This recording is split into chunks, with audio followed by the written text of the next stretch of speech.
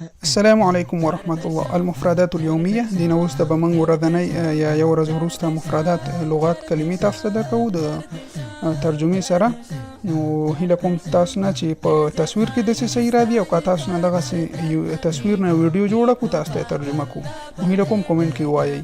المکسرات وچه میوه فستق پسته ته ویل کیږي. فستق پسته. احب ان اشتري فستق. لوز بادام. لوز بادام. اللوز غالي جدا. بادام ډیر قیمته دي. جوز چارمغز. جوز چارمغز. أحب أن آكل جوز كل صباح. فول سوداني منبلي. فول سوداني منبلي. أحمد يأكل فول سوداني. زبيب مميز. زبيب مميز.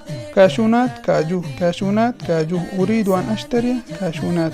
السلام عليكم ورحمة الله.